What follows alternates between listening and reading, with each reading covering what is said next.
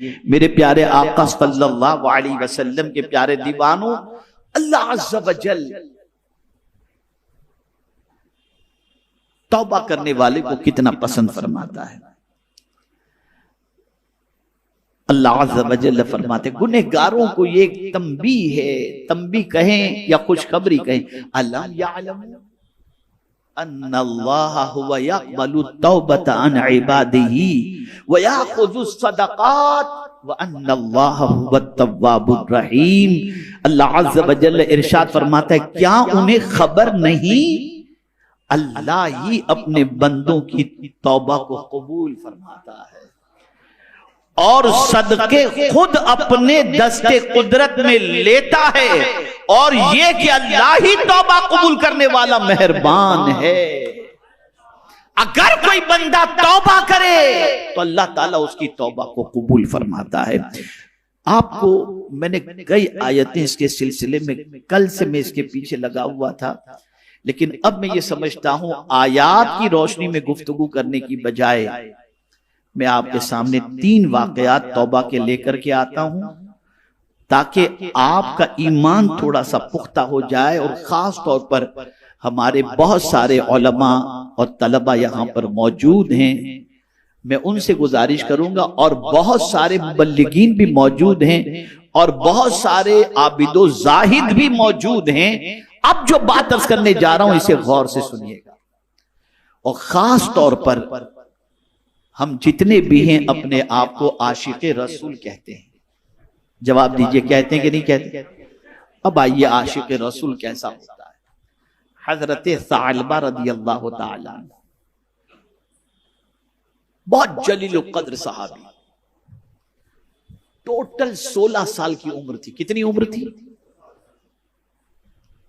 16 साल की उम्र के थे हजरत सालबा रदियल्लाहु ताला, और हुजूर सल्लल्लाहु अलैहि वसल्लम के खादिम थे। सरकार सल्लल्लाहु अलैहि वसल्लम उन्हें काम सौंपा करते, वो दौड़ते, काम करते, घर जाते, लाते, बड़ी खिदमत में लगे रहते थे, बड़ी खिदमत में लगे रहते थे। आक़ाए करीम सल्लल्लाहु अलैहि वसल्लम हजरत सालबा रज़ियल्लाहु ताला अन्हा से बड़ी मोहब्बत फरमाते, बड़ी मोहब्बत फरमाते। जवान थे, 16 साल के थे।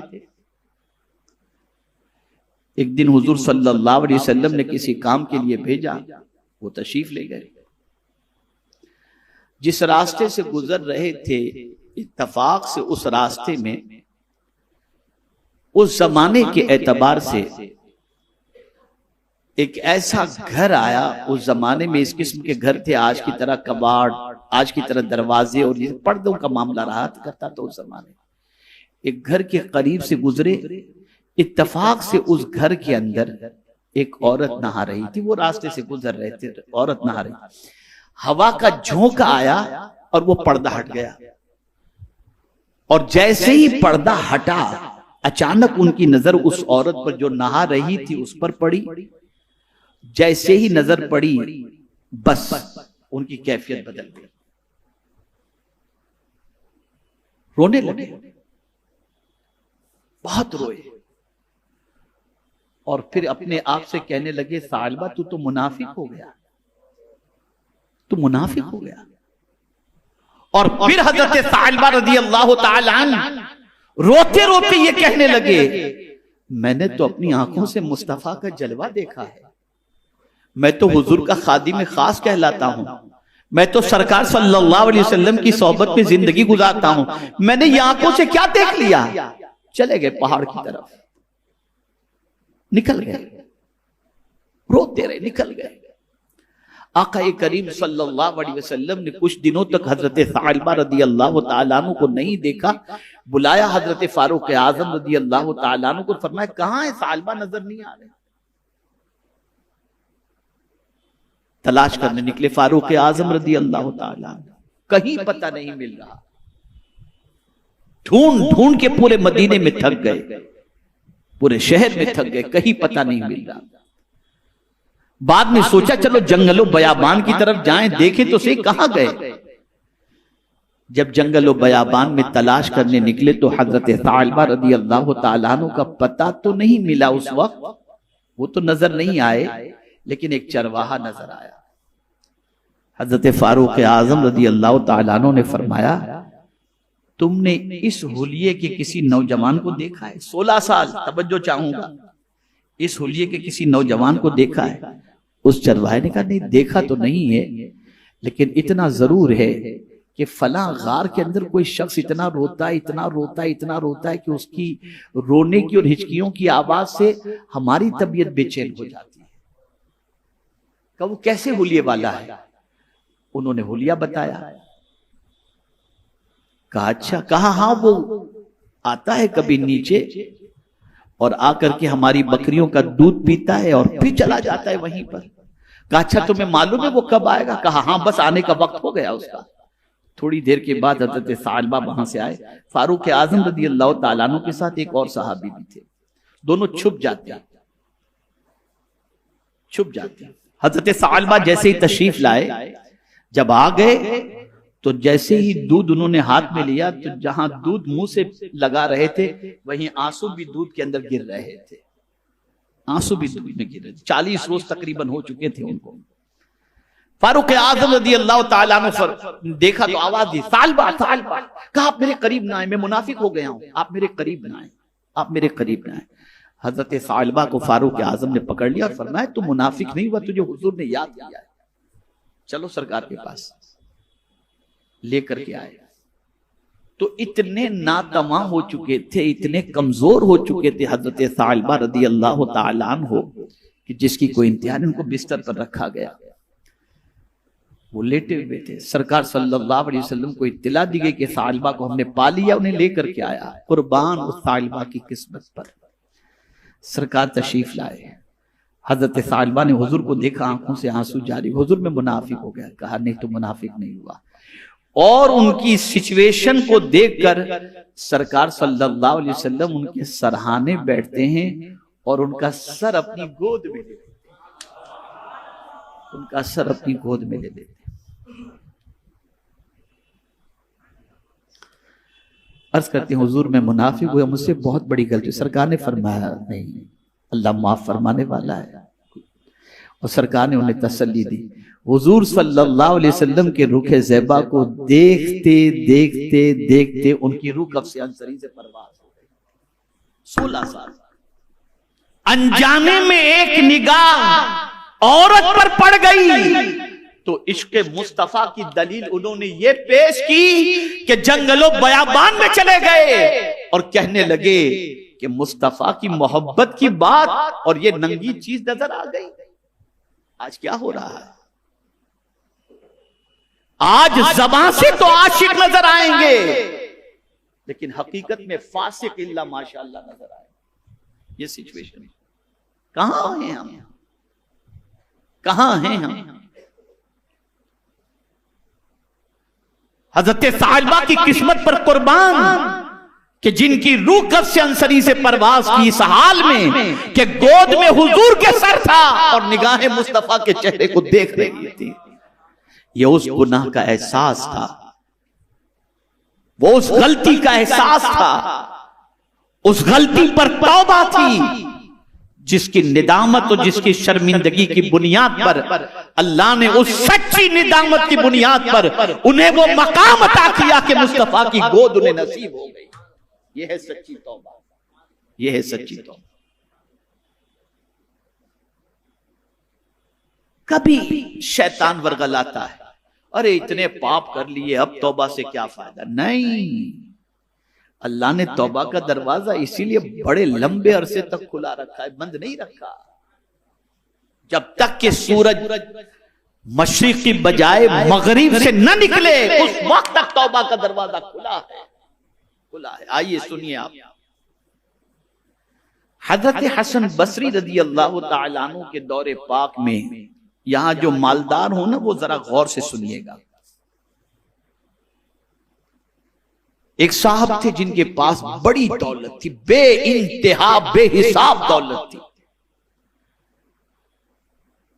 उनका इंतकाल हो गया। जवान बेटा था, बाप की मुफ्त की दौलत उसे नसीब हो गई। अब जाहिर सी बात है कि बाप भी न हो और मुफ्त के अंदर इतनी सारी दौलत मिल गई, बेहिसाब दौलत, तो अब खर्च कहां करे?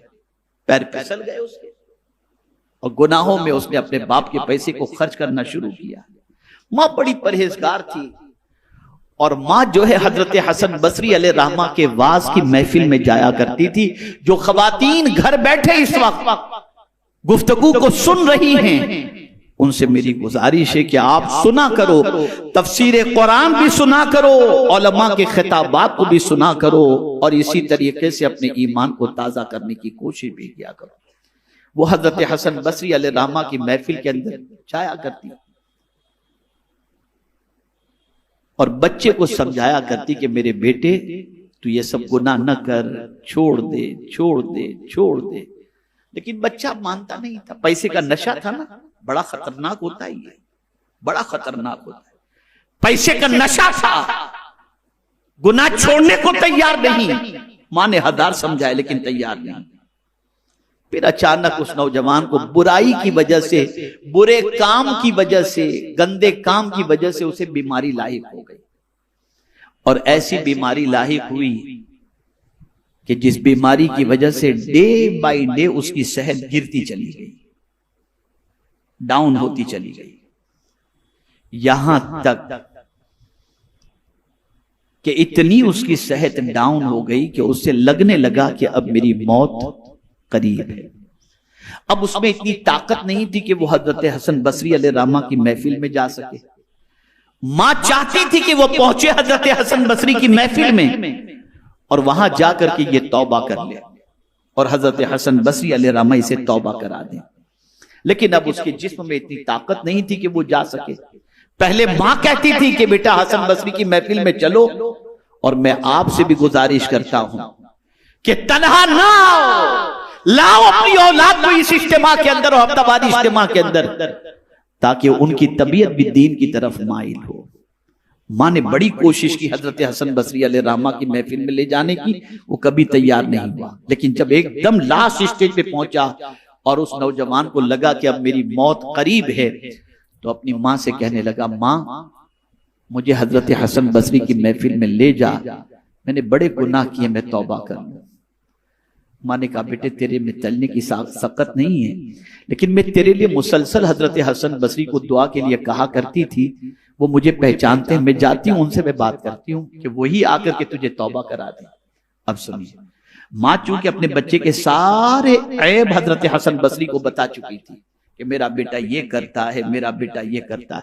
अब जाकर जैसे ही उसने हजरत हसन बसरी अलैहि रहमा से कहा कि मेरा बेटा अब तैयार हुआ है मौत के दरवाजे पर पहुंचकर तौबा करने के लिए, आप आए और मेरे बच्चे को तौबा करा दें, तो हजरत हसन बसरी अलैहि रहमा ने फरमाया, ऐसे नालायक के लिए मैं आऊं जो इतना गुनाहों में डूबा रहा, तेरी नाफरमानी करता रहा, जाओ मैं तौबा कराने नहीं आता। वो नहीं आए। कौन? हजरत हसन बसरी, जिन्होंने मौला अली की गोद में परवरिश पाई, ताबई थे वो।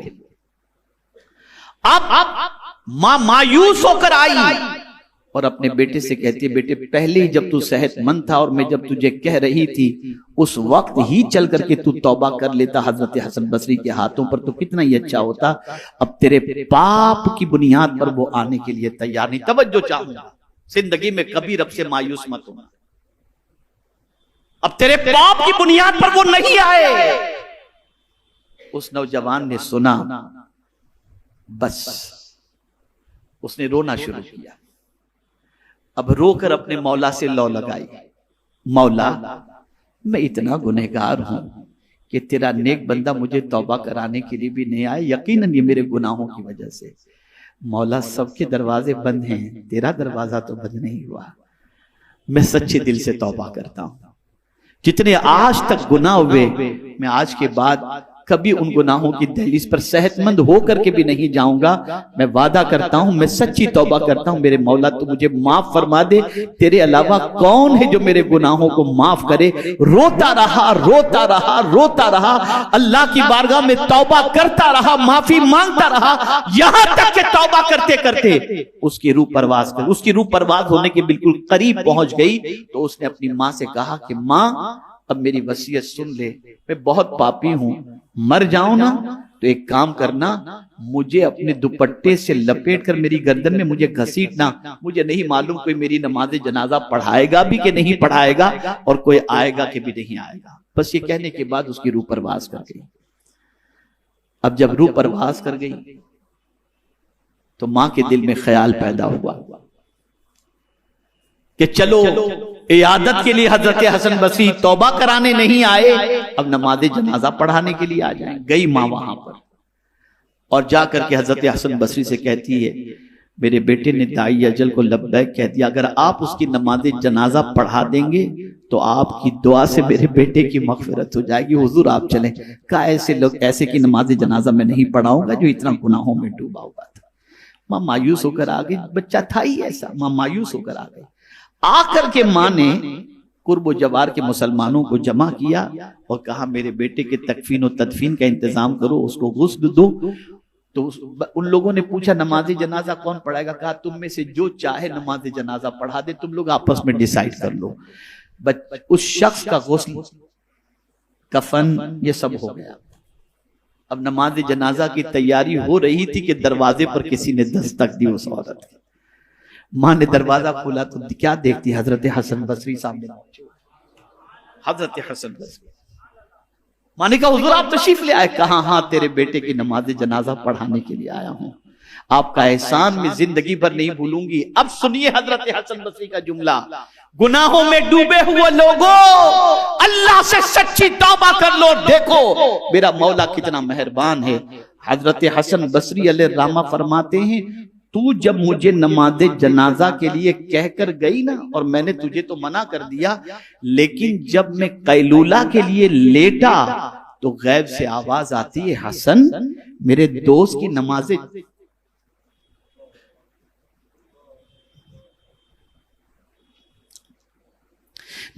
जनाजा पढ़ाने से तुमने इनकार कर दिया, जाओ मेरे दोस्त की नमाज जनाजा पढ़ाओ। हजरत हसन बसरी अलैहिर्रहमत व रिज़वान आए और उस औरत से कहने लगे, ए खातून, अल्लाह ने तेरे बेटे को विलायत के मकाम पर अपनी दोस्ती का ताज अता फरमा दिया। अपने गुनाहों को न देखो, कुदरत के करम को देखो।